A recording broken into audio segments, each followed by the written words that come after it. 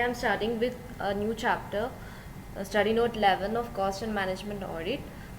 As I already covered 9 chapter, I'll be sharing the link in the description so you can get that if you have not watched. This is study note 11, internal control, internal audit and operational audit. It covers 3 topics. So let's get started. It starts from page number 227. So the first topic is internal control. As we know, in an organization there are many functions like planning, organizing, staffing, directing. Many functions are there. In the same way, controlling is one of the function. Okay, so as the firm has to face certain risks, certain uncertainties, challenges, so controlling is essential. So in the same way, what internal control is, it's been defined on page number 228, first line. Internal control means identifying and assessing risk of material misstatement. Now material misstatement means in a financial statement, if the figures, if it's been, the information are given incorrect, due to which the decisions, the economic decisions or any other decisions which the person or the company is going to do relying on those financial statements, it would be wrong or it can cause severe losses to the firm. Okay, so this is known as material misstatement if the information in the financial statement is wrong. So those types of risk is to be identified and assessed, which could be only done by understanding the entity and environment. So this is known as internal control. So on page number 228, the objectives of internal control are being given. There are 4 objectives. On that, 2 objectives are based on transaction and 2 objectives are based on assets. So the first objective is transaction. The objective of internal control is to see whether the transaction recorded is as per the management specifications. Management has certain authorization, general or the specific authorization, whether it's as per those criteria. The second is transactions are being recorded promptly as per the correct amount and as per the current accounting policies and practices. Okay, now the third and fourth topics are related to assets. Assets are as per under the title of the company or the firm or the organization. It's not with the unauthorized use or disposition or any assets. That means the company has its own assets and it's not used by some private persons or the managers or the directors. Okay, so it must be under the company's control. And the fourth point is assets should be compared whether the recorded assets are existing or not. This is to be checked in this internal control process. So the 4 objectives are: transaction is in accordance with the management authorizations, and the second one is transaction is recorded promptly, correctly and as per the accounting policies and practices. Third is assets are safeguarded, that means it is not under any unauthorized use or the access.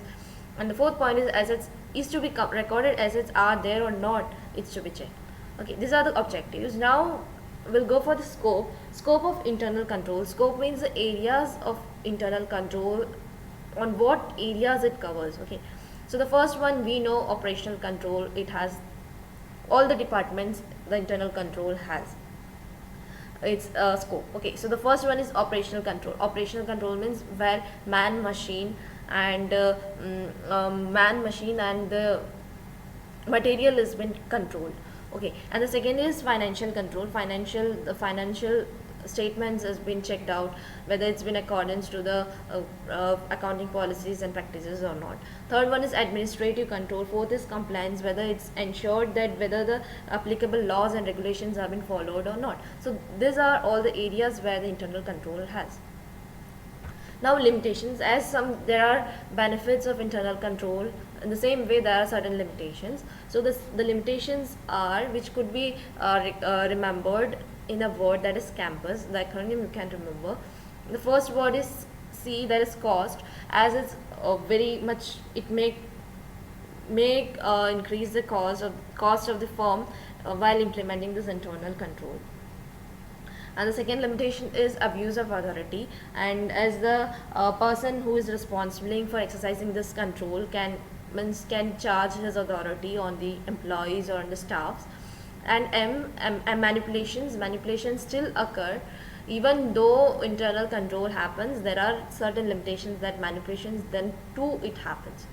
And from the word PE, that is procedure inadequate. Sometimes the procedure followed are inadequate, and due to the changes in the compliance laws and regulations, the procedures which are followed of the internal control might be inadequate. So this is one of the limitation.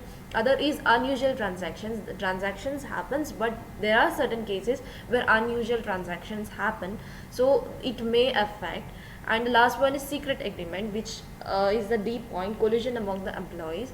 Collusion among the employees means it's a secret agreement between the employees, so that it may there might be some secret agreement between the employees, like management may enter into the sale agreements with the customers, while which may result in into revenue recognition, improper revenue recognition. There may be some secret agreement which may cause the improper revenue recognition. This is one of the limitation of the internal control. Okay, so you can remember this word so that you can easily write the topics, full points you can write. Okay, now the evaluation of internal control, it's on page number 229. The evaluation whether this internal control has been done up to the standard or not, this would be evaluated by two ways. First one is in the auditor's report. It would be stated how was the internal control and what were the impact and all. It would be recorded in, it would be stated in the auditor's report. And the second would be the audit committee. The audit committee, as we know, who is going to form the audit committee? There is a certain class of companies which has to constitute the audit committee, which is given on page number 230. That is, all public companies has to constitute the audit committee, and for the criteria given are paid up share capital must be 10 crores or more, and the turnovers if it has 100 crores or more, or the borrowings which it has taken as are 50 crores or more. If these three criterias, any of the three criterias are what we say, it's been fulfilled, then this audit committee is to be formed. There are certain other roles of this audit committees. The roles are like, it's all dependent on the things which we learn, like internal financial control, it reviews. And as we saw that the evaluation is to be done by this audit committee, so the first point is internal financial control has been done, and the internal audit functions are also looked up by this audit committee. And the statutory auditor means the auditor who audits the final accounts of the company. So that person also has a discussion with this audit committee. And the internal auditor and the statutory auditor, the discussions and reviews have been made with hand in hand with this audit committee. Okay, so these are all the functions of this audit committee, which a role has been provided. And it has other roles too, that is, the chief internal auditor of the company is been appointed, removed, and the remuneration terms and conditions are all fixed by this audit committee. So these are the functions of audit committee, as well as the other answer which it covers is the evaluation of internal control is done by these two people, that is auditor's report, it has been specified, as well as in the audit committee also has the right to evaluate the internal control. At the same time, they have also described about the audit company, the class of companies which are required to constitute an audit committee, as well as the roles of an audit committee is also been described. Now coming on to page number 230, last paragraph, internal control and auditor. What is the relation between this? See, the internal control happens, this function has been carried out, so one or more deficiencies would be found by the other parties who are being involved in this control. Okay, and the other thing is, one or more deficiencies would be found out by the auditor itself. So what this auditor is going to do, he is going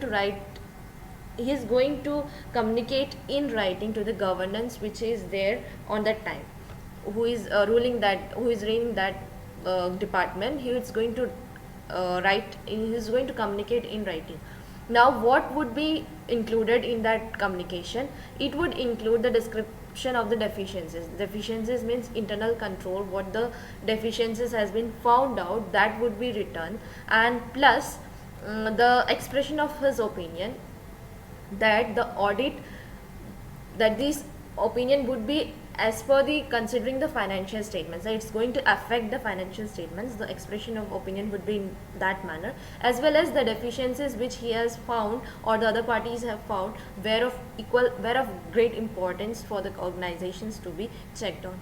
So internal control and auditor, there is a good relation, that is the deficiencies would be found out by the auditor himself, and then the first part is it could also be found out by the other party. So this would be communicated to the governance. Now the communication would be in writing. It would describe the deficiency as well as it would express the opinion that this is going to affect the financial statement as well as this were of great importance. Now coming on to the next topic, that is 231 page number. As I told you, internal control is a function. Now the other next topic which is covered is internal audit, as our heading suggests that it covers, this chapter covers internal control, internal audit and operational audit. So we have finished the internal control. Now we are starting with internal audit. So there might be some question like what is the difference between internal control and internal audit. So we are required to know the major differences between both of them, then only we can able to write the all the other topics which are covered under this internal audit as well as internal control. Now what is the main difference? As I told you, internal control, controlling is a function, while audit is not a function. Audit is an activity. Okay, now what happens in internal control, we know it's a method and the procedures to control the operations, while auditing means to review the financial and the operational activities. Now what the second point says, as the first point says, the main objective is to control the operations, while here it's to review the activities which have been done. Now the second point is to ensure compliance with management and the policies. Like as we saw, the objectives of the internal control is to check whether the transactions are as per the policies, as per the management, whether the assets are recorded, are existing, or they are been safeguarded. So it ensures the compliance with the management and the policies. While internal auditing, why auditing is done, one of the important aim of doing the auditing is to detect whether there is fraud or errors. Okay, now the third point is, here you can understand properly, like the third point says, in internal control, as we saw, the objective transaction recorded is as per accounting policies and all is been checked, while in auditing, internal auditing, the recorded transaction is really happened or not, it's been checked. Like the transaction recorded is like whether if a company has gone through an export order and has gained the export order and has recorded the transaction, that it has done the sales as an export sales, so the transactions has been recorded. While in this auditing, it's been checked whether the exporting has been done or not, whether it's been finished with the exporting or not, and whether the receivables are received or not. So this is what is been checked in internal audit. Okay, so the main differences I think you might have been understood. Now we'll go to internal auditing, that is a 231 page number.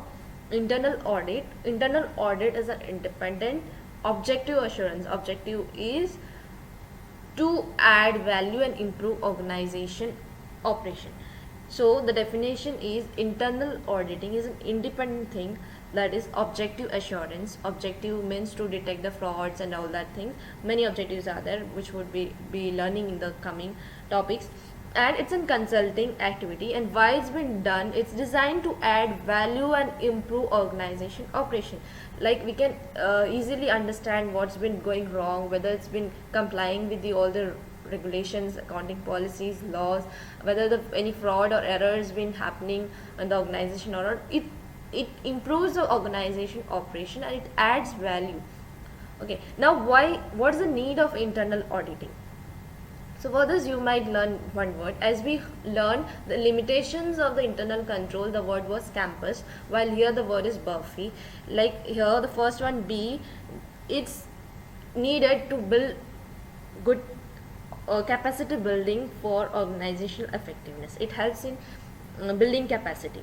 Okay, so this is the first necessity. The second is the accounts have been checked out, so that is the second point. Third is the resources are misused or not, or the staff are honest in their behavior or not. This has been checked out. The fourth is fraud and error, and the fifth is the internal control which has been taken place. Is to the internal audit is done to improve those internal control. So internal audit, it overrules internal control. Okay, so these are the needs are, as we know, the needs are fraud and error, resources are any if them are misused or not, if the staff are having honest behavior or not, accounts are being checked, building the capacity of the organization, and the internal control improvement is the main need of this internal audit. Now internal auditing background, it's been given on page number 233. There are many points. I have noted the main points, like Companies Bill 2011, in which it was been described about the clause 138. It described about the companies has to conduct the internal audit, and there would be internal auditor, and the manner of doing this internal audit would be prescribed by the central government. So this was given the Companies Bill 2011, and in the 57th report of Standing Committee on Finance, it recommended like in-house employees, like in the organization employees can also be this internal auditors, and any professional, even CA, CMA or any professionals can be considered as an internal auditors, can be appointed. In the Companies Act 1956, every producer company has to do internal audit, and that which it would be done by a chartered accountant. Now MAO CARO 1975, that is Manufacturing and Other Companies Auditor Reports Order, it specified that internal audit is mandatory for certain some of the companies, manufacturing companies. Okay, it specified. Now CARO 2003, it says the central government has the power to appoint internal auditor where there is any mandatory means it feels that it's mandatory to appoint, that it may appoint, has the power. Central government has the power. Companies Accounts Rules 2014 suggests the class of companies who has to appoint this internal auditor. So this was the background. I'd like to repeat.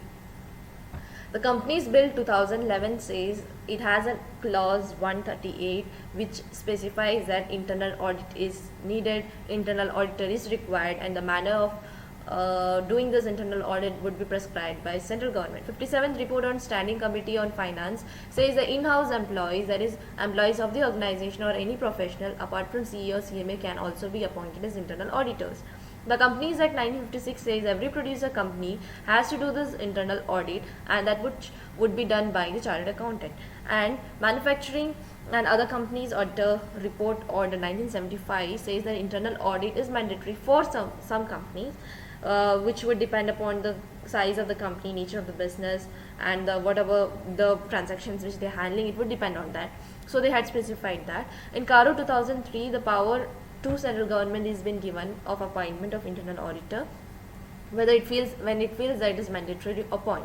Now Companies Accounts Rules 2014 has given a class of companies which has to appoint internal auditor mandatorily, and a class of companies we are going to learn, and this is quite important, that which class of companies has to appoint an internal auditor.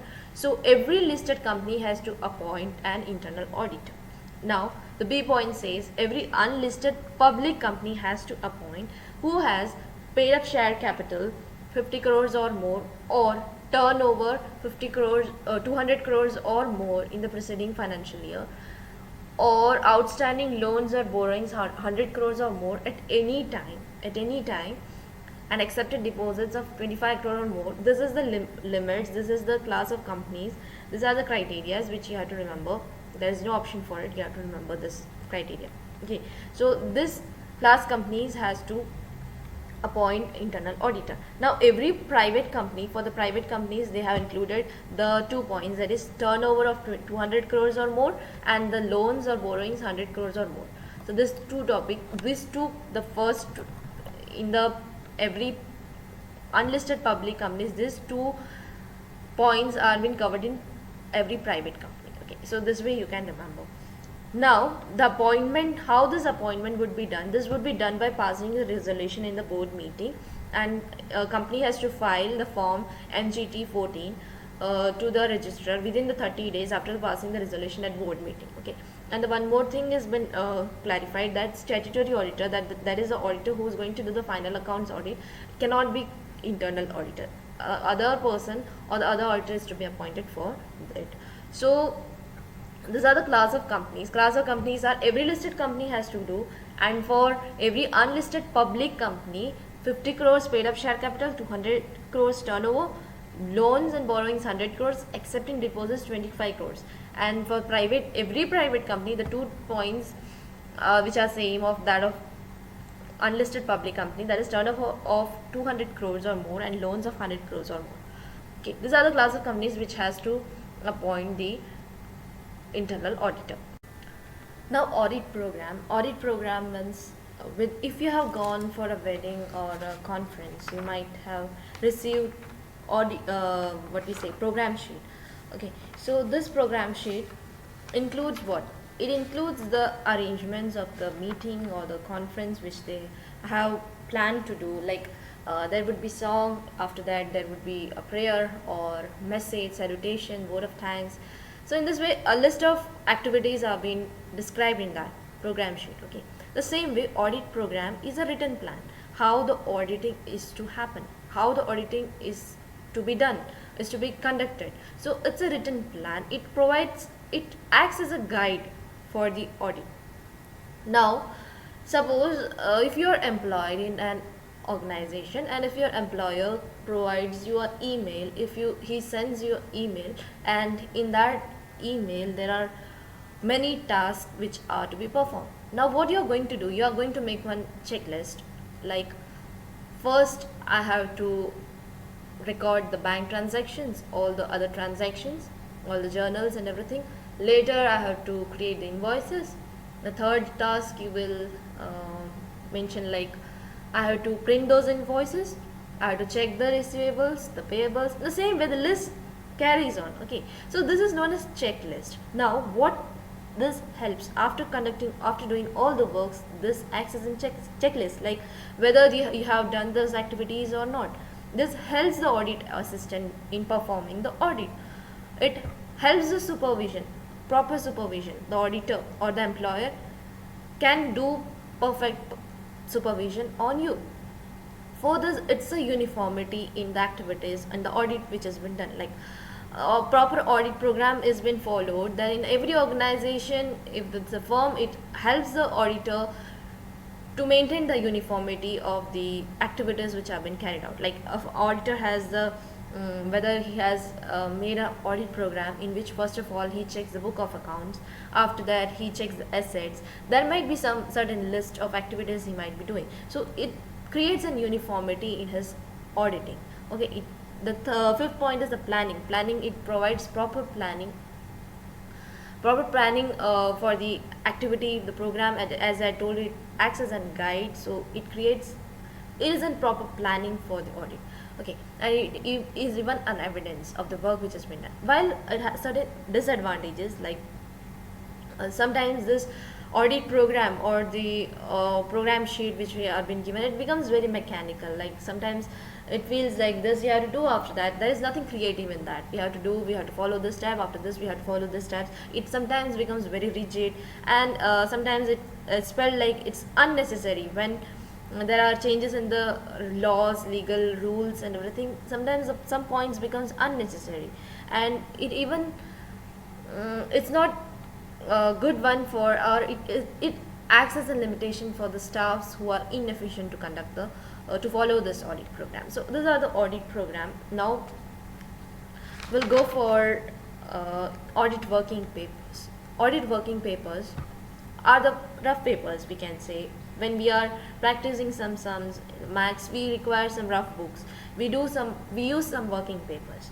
So what it helps? It acts as an evidence, like we have worked for this topic. So it acts as an evidence. It creates a proper planning. After we have done in a rough page, if we have solved a question, after that when you are appearing for an exam, or if you have to conduct a project assignment, if you have done in a rough page, that becomes very easy to present that in a fair page. Okay, so it provides proper planning, and the supervision and review is also can be conducted very easily. So this is the purpose of audit working papers. This is quite important. It has been asked in the question, it has been asked in the exam, so you must read it very well. Now, this audit working papers might be different for different firms, different businesses, and it's been affected. It might be different for different firms and organization. Why? Because it's been affected by the client business. It would differ due to the client business, client records, the internal control followed, the supervision of work, the audit report, what it specifies, the past audit report, and the engagement of the auditor with the company. It all may affect the audit working papers. Okay, so this is important, you have to concentrate on that. Now there are two types of working papers: permanent audit working papers and current audit file. That is, current is for the current financial years, the data includes, while the permanent, it includes for more than 2 or 3 financial years. So we, from the name itself, we can understand the permanent means the more the information, legal things, memorandum, articles would be included, the notes of the accounting policies followed would be included, legal documents would be there, and significant audit observations found. As 2 or 3 financial statement information would be there, then that itself shows there might be some ratios and trends of the organization that would be also mentioned in that permanent audit file. While the current audit file, the minutes, meetings, the information would be written in that, as well as letters, the important points would be covered, and transaction balances, communication with the auditors, what were the audit conclusions, this would be covered in the current audit file. Okay. So this was the first part of this chapter. I'll be covering the next topics in the coming videos. So till then, subscribe my channel, and if you have understood something, you may hit the like button and you may share with your friends. So stay tuned and goodbye.